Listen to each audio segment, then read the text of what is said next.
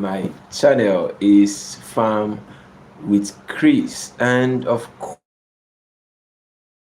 another Saturday night where we have our live sessions every Saturday night here on this channel. And it is another Saturday, and we are here to talk agriculture, agribusiness, um, answer pressing questions that need urgent answers, and also give out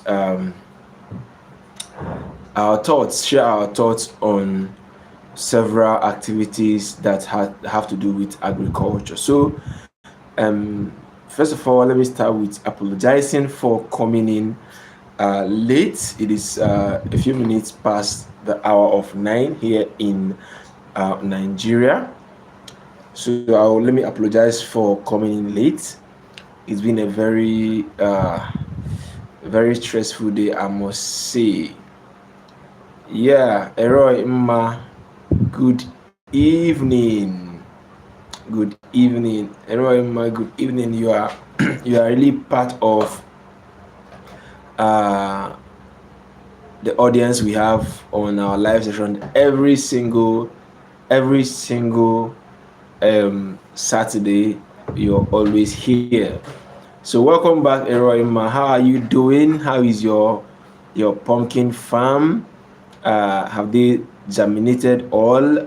What are they looking like at the moment? Eroima, how is your farm doing? Your pumpkin farm, how are they doing right now?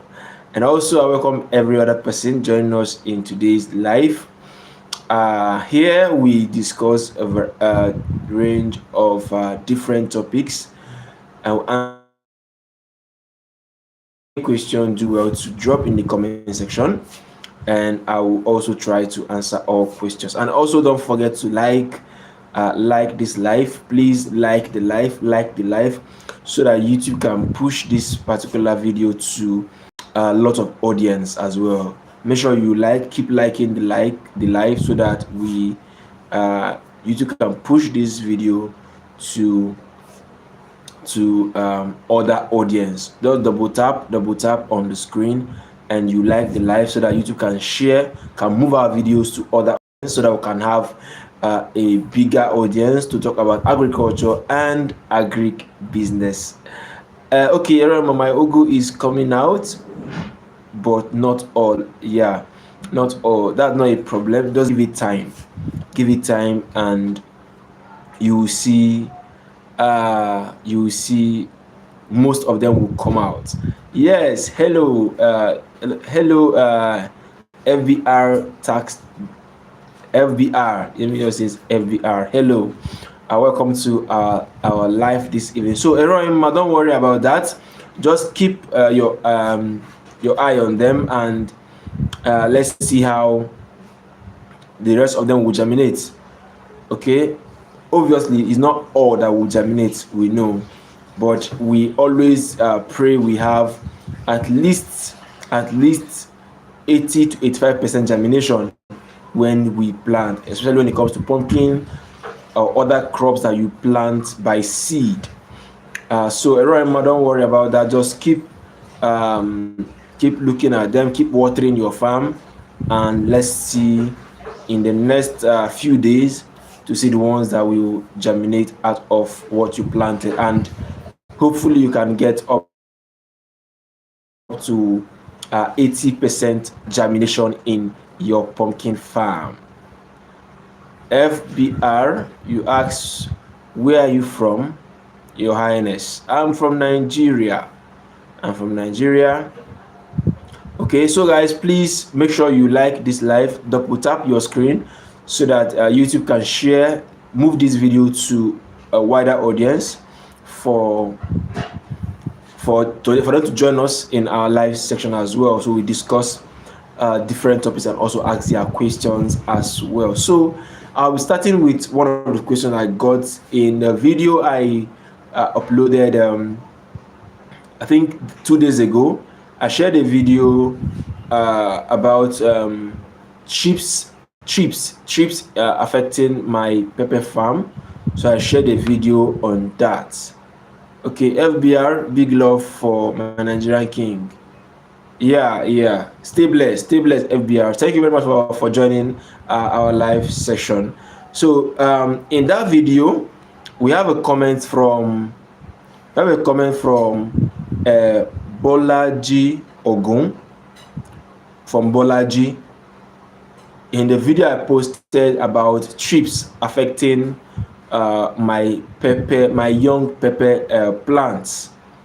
The question is, they ask, must I crop rotate, or is there a way to work around it to deal with accumulated diseases over the years? Okay, now because of the video I posted about trips affecting my pepper farm, Bolaji is asking a question and is saying, is it possible to, must he crop rotate? What do you mean by that? Must he practice crop rotation? Or is there a way to work around it to deal with accumulated disease over the years? Now, the truth is, when you, for instance, when you plant tomato in a, let's say I plant habanero in this particular piece of land, and after this year's production, the next year again, I repeated the same habanero pepper again in that same place. And the upper year again, I now planted maybe tomato in that same place. What it means is that it is most likely that there will be several pest infestation in my farm. There will be several insects and fungi attack in my farm, because I planted this particular crop in this place, and the pests that are that are attracted by this crop are aware that, okay, we have this particular crop in this place, so they are domiciled, they are not dominant in that area. So repeating that same crop in that same place the next year is me putting myself in a very big stressful period, because I'll have to work so hard to control pests. Now, the easy way to win in this area without treatment, most times, or just little treatment, is to rotate, is to practice crop rotation. See, if you want to minimize the rate at which you have pest attack or insect attack in your farm, crop rotation is the real deal, especially when you're rotating crops that are not from the same family, crops that are not attacked by the same insect or the same pest. For instance, if I plant habanero pepper in this plot of land this year, and the coming planting season I decide to do corn, you will see that the rate of pest infestation will reduce, because the pests that mostly attack pepper are different from the ones that attack corn, which is maize. So you see that I will be able to control it. And the upper year, I will decide to do groundnut. So they are from different family, and the pests that attack each of these crops are not the same. You understand? So practicing crop rotation will help you minimize the rates of pest attacks in your farm. So I'm answering Bolaji's question, saying, must he or she rotate their crops in order to deal with accumulated diseases over the year? So it's important. If you really want to reduce the rate of pest attack, try to practice crop rotation. And also, not just about pest attacks, it's also about the nutrients level in your soil. For example, planting yam, for instance, in a piece of land, and after harvesting your yam, you now repeat the heaps again to plant another yam. It will not work, because the yams you planted are already taking up enough nutrients from that soil. So what is best for you to do is to plant legumes, maybe plant groundnut, plant beans, plant crops that can restore some nitrogen to the soil. So it is not just about pests, it is also about returning crop soil nutrients as well. Okay, so I'm sure I've been able to answer this particular question from Bolaji. I have a comment from Clement. Clement, thank you for joining us again. Clement is another regular a regular person in our live session, and you have a comment. Thank you, sir, for impacting me through this channel. Okay, thank you too for always tuning in. And I said, is it okay to water or fertigation in the afternoon? No, it is not. It is not advisable. Not that it is outrightly wrong or bad, but it is not advisable. There are things that are professionally not advisable, and watering and also fertigation is one of them. If you want to fertigate early in the morning or late in the evening. If you want to water your plants, you water early in the morning or late in the evening. That will go a long way. So I will not advise you to water or fertigate in the afternoon. Okay, so if you want to fertigate, do that early in the morning. If you have anywhere to go that you will not be able to do the work in the morning, do it late in the evening. Either of the two is perfect. So I won't advise you to water or fertigate your plants in the afternoon. Michelle Valencia, welcome. Thumbs up. Hi, welcome. So guys, please don't forget to double tap on your screen to like this live so that YouTube can share this live to a more audience to join us and also ask their questions, and we'll also discuss what we're talking about in agriculture. So pending when I will get any question from you guys that are watching right now, I want to also share something that I had some questions that I got from some of my mentees, and I thought of it and I said it is important to also share it in this live session. You know, one thing about live sessions, they are not pre-recorded. It is what we see or what we talk about here that we will discuss. So, and I thought I said it is important to also share this particular idea or this particular question and answer it here on the live session so that people will also learn and also begin to apply cautions where necessary. So I got the question from one of my mentees and he said, sir, I'm trying to remember how he put the question. He said, why is it that my flowers, the flowers of my pepper are falling off? Why is that the flowers of my pepper are falling off? Why is it? Will it affect the yield of my plants or my crops? That was the question. So let me say it again. The question is, why are the flowers of the pepper falling off, and will the falling of the flowers affect the yield of the crop? And I gave him a very straight answer, and I will give that answer here in the live session, but it will be more elaborate here. So pay attention. There are two major factors that can make that can cause flower abortion. If you know what I mean, the term flower abortion means falling of flowers. Your plants have already produced flowers, and suddenly the flowers start dropping, and it's not like it's dropping one or scantily. You see a lot of your flowers falling off.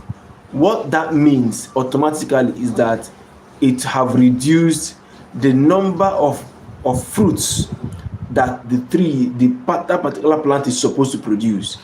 When the flowers fall off, automatically the number of fruits that that particular plant is supposed to produce have reduced. So there are two main factors that can cause flowers to fall off, that can cause flower abortion. There are two main factors. Guys, please make sure you double tap your screen to like this live so that YouTube can move this video to more audience. So why are flowers falling off? The two main factors. Number one is the weather. When the weather is too hot or too cold, it can cause the flowers to fall off. Number two factor is lack of nutrition. When there is no proper feeding in your plants, it can cause the flowers to fall off. It is lack of plant nutrients can cause your flowers to fall off. So these are the two major factors. Temperature, weather condition. Is the temperature too high? Ideally, is it hot, maybe under the hot sun, or is it very cold? These two factors can cause the flowers to fall off. And these particular ones are, will I say, they are natural, and it will be how will I put it now? It will be maybe impossible to control, especially when your farm is open field. If your farm is greenhouse, you have a very good advantage. You have a good advantage of installing shade nets. You can use 30% shade net or 40% shade net. You can use that, and it will drastically reduce the intensity of the sun that is hitting the top of your greenhouse. So that alone will help your plants. But if your farm is open field, you will most likely, you cannot control the temperature of that place. If the sun is very high, it hits your plants so high.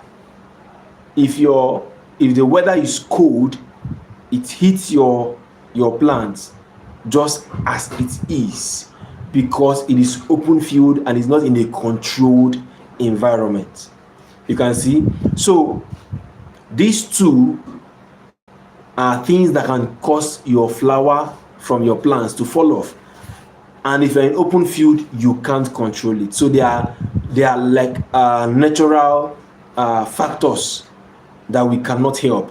But if your farm is greenhouse, of course, by all means, you have the opportunity to install a shade net inside your greenhouse, and that will help to reduce the sun intensity and help control the temperature of the greenhouse. You get now. Now, the number two factor is nutrition. When plants are underfed, when you not feed them properly, it can also cause the flowers that have already produced to begin to fall off. Okay, to begin to fall off. But when it comes to, I don't know if you can hear me. It's raining heavily right now, so I don't know if you can hear me. So number two factor is nutrition. When your plants are not properly fed, it affects the plants and it can lead to the flowers falling off. But in this particular case, you have an option. If it is about nutrition, then you have an option. You can begin to regulate your feeding program, look at your feeding program, and you begin to feed your plants properly. That is why I said in one of our live session, I said if you notice that the flowers of your plants are falling off, then you can easily get some foliar fertilizers with trace elements like boron, and spray on them, and it will help to control that particular falling of flowers. So if it's nutrition, you can be able to solve that particular problem by feeding them your plants properly. And Clement said, can granular NPK be used as foliar spray by dissolving it in water? No, you cannot. You can't. Granular NPK is granular NPK. It can only be applied by side dressing. You can only apply it by side dressing, putting them little by little by the root side of your plants, or you fertigate NPK. You soak in water and you fertigate. That's how you do it. So you cannot spray NPK. You cannot spray NPK fertilizer. No, you can't do that. You can only do it through side dressing, that is putting them, that solid state, close to the stem of your plant, but not too close so that it doesn't affect the plant. Or you soak in water and you fertigate. You send it through drip irrigation. Okay, so I don't know if Clement heard what I responded. If you did, please kindly let me know in the comment section, because it's raining right now and I'm shouting so that you can be able to hear me as well. So please, Clement, if you heard what I said about the NPK, let me know in the comment section. And guys, please make sure you double tap on your screen to like this live, so that YouTube can also push our videos to more audience.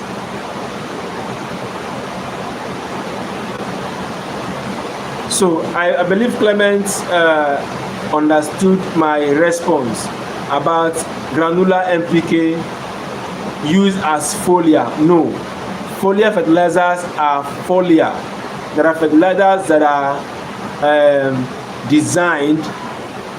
Okay, you heard me. There are fertilizers that are designed for the leaves of plants, just like Foliar Plus or Tecamin flower or Technical Amino Carb. There are a lot of them, or Super Grow, that are designed as foliar fertilizers that you can spray on your plants. But NPK granular, it is not designed to do that. NPK 20-20-20 Agrovat can be used as foliar spray. Note, NPK 20-20-20 Agrovat can be used as foliar spray, but NPK granular, which is 15-15-15, 20-10-10, 12-12-17, are not meant to be used as foliar spray. Just put them through side dressing by the side of your plants, or you fertigate. Thank you very much. We have Mutiu here.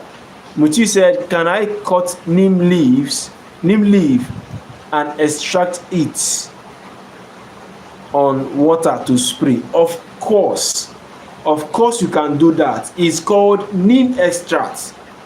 What you said, Mutiu, can I cut neem leaf and extract it on water to spray? It is called application of neem extract. And now the good thing about live section is that any question I see, when I answer it, I'll also give you a follow-up answer to help you make a good decision. Now, Mutiu's question is very important. Neem have proven to be one of the best biological method of controlling pests and insects in various crops. So for neem leaf, which is neem extract. How do you do that? When you get neem leaves, you match it. You know what I mean by match? Or you grind it. You grind the neem leaf and you soak in water. Soak inside water for 48 hours. Soak in water for 48 hours. I'll take that again. Get neem leaf, match the neem leaf, or you grind the neem leaf and soak it inside water depending on the quantity. Depending on the quantity you have, that will determine the volume of water.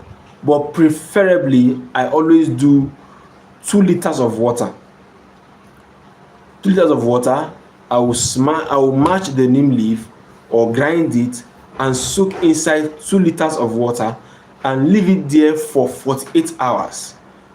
After 48 hours, what I will do is to remove the water, drain the water from that 2 liter bucket I soaked it, remove only the water, and I will dry the leaves and discard it. The leaf have done its job. What I need is that water.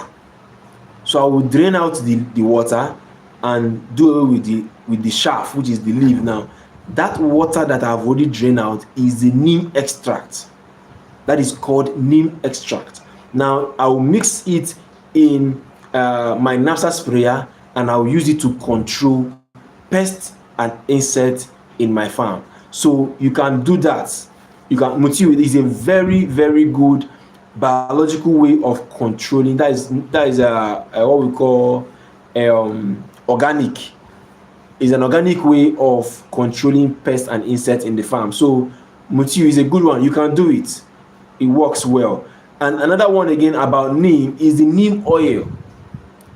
I don't know if you've heard of neem oil. So if you've heard of neem oil, please let me know in the comment section as well. If you heard of neem oil, apart from the neem leaf, if you don't know what neem is what is it? The popular name for it is dogoyaro. Dogoyaro, that is neem. So if you've heard of neem oil, the oil extract from neem, if you've heard of neem oil, let me know in the comment section as well. So neem oil is also very, very effective, but for neem oil, because of the oil state, you have to mix with a little liquid soap before you spray. But neem oil, neem extract, neem oil are very, very good and effective in controlling pests and insects in the farm.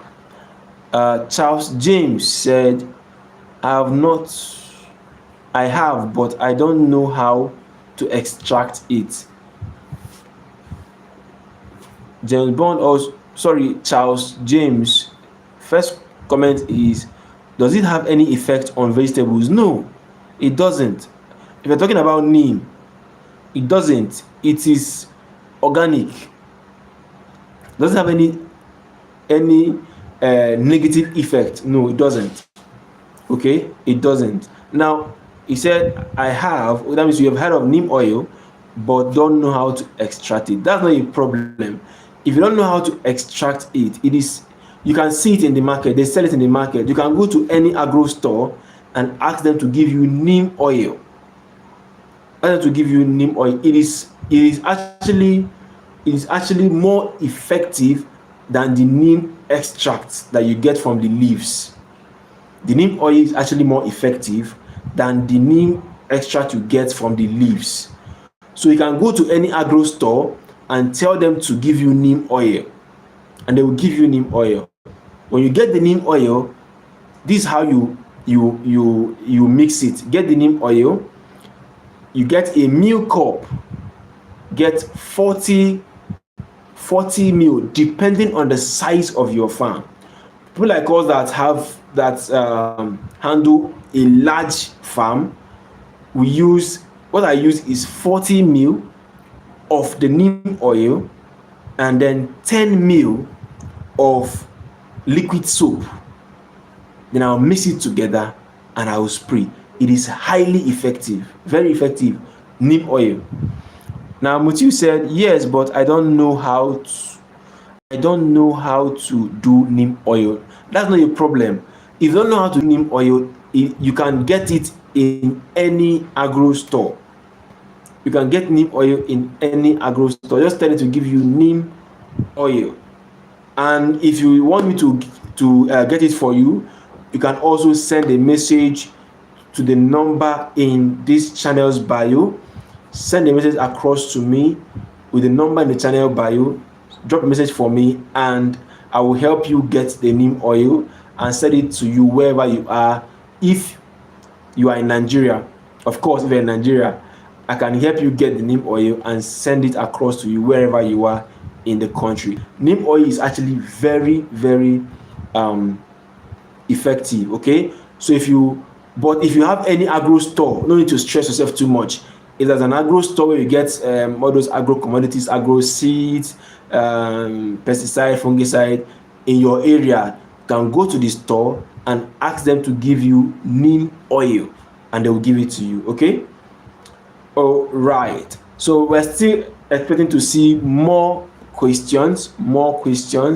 Charles James, I don't know if I'm able to give you the response you are waiting for. If I did, please let me know in the comment section as well. And guys, please don't forget to double tap your screen to like this live so that YouTube can push it to other people, more audience, so they can join us in this live session.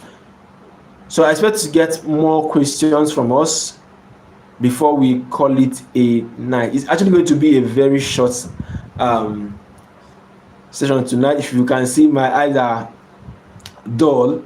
It's been a long day. So, but because I have a commitment that I must be here on Saturday to interact with you guys, that's why I must come here to also talk about things that concerns us and concern agriculture. So without no questions, I think we are going to be calling it a night at this juncture.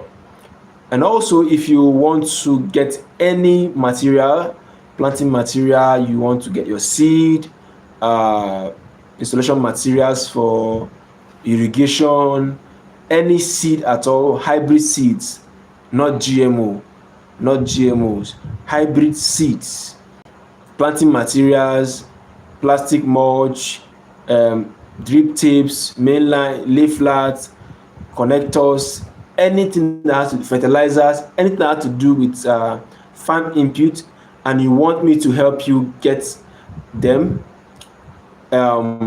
just send a message to the number in this channel's bio. Just send us a message and we will help you get your starter kits and other planting materials that you need, and we'll send it to you anywhere in Nigeria. We deliver nationwide. So if you want any material at all, let us know. Just send a message on WhatsApp and list out the items that you need, and I will do well to respond and send all your materials across to you. We sell quality. That's why you see my videos, see my own productions. My pepper, my tomatoes are premium quality, and that's what I'm giving anybody that wants us to get materials for them. Clement, he said, I want to start nursing pepper. Hope I am not late. You can never be late. The only problem is how skilled you are in seasons like this. It's a dry season, and also I'm about to start a new nursery as well. By the end of next week, I should be starting my own new nursery for pepper as well. So you're not late at all. The only challenge is how skilled you are to handle your seedlings in dry season, because the weather is a little bit harsh somehow. So, but if you can be able to manage your seedlings properly, then you don't have any problem. So you're not late. This is actually a very good time to nurse pepper and expect to start harvesting in the in off season by March, February, March, April, and May. You should be in the market, and that is the best time to sell pepper, because at that time it is dry season, and most times there is no pepper in the market. If you have pepper at that time, you will sell out very well. So you don't have any problem, you're not late. But can you manage your seedlings in this dry season? That's the only thing. If you can, then by all means please start. Charles James, okay, just answered you. You're not late, bro. Of course you're not late. Charles James say I'm working on ugu. That's okay. It's actually a very good idea, because it's also dry season. If you have water source, if there is a source of water for you to control your pumpkin farm, then Charles James, you are good to go. You are good to go. So for me, I already planted my ugu, my pumpkin. I planted last month. That is September. So they are like 1 month old right now. So I'm already warming up for the market right now. So by next month and first week of December, we should be in the market selling our own pumpkin. So if you're working on your pumpkin, it's not still bad. It's a very good time to go into vegetable farming, because it's dry season. So if you have source of water, then by all means get to it. Plant your pumpkin, maintain it very well, and if you plant it this October, by the end of December, you are sure to be warming up to hit the market by January first week and sell out very, very well. So well done, guys. I think yes, you did. Yes, Charles James. So guys, I have to call it a night right here. It's been a long day, and I have to take a nap. So guys, if you have any question, okay, Charles James, I saw your video on irrigation. Please sir, can you help us list the materials you use and also average price they are sold? Oh, I can list out the materials for you, but I may not be able to give you the costing at the moment. That's why I said, if you need any material that I want us to get for you, we supply nationwide. Just send a message to the WhatsApp number in the channel bio, and I will assist you to get all the items across to you in no time. We don't waste time. We'll deliver ASAP. So for the materials, I can list them for you right now. The materials we use are lay flats or mainline. We have drip tapes, we have end locks, we have connectors with tap. There are connectors without tap, just connectors.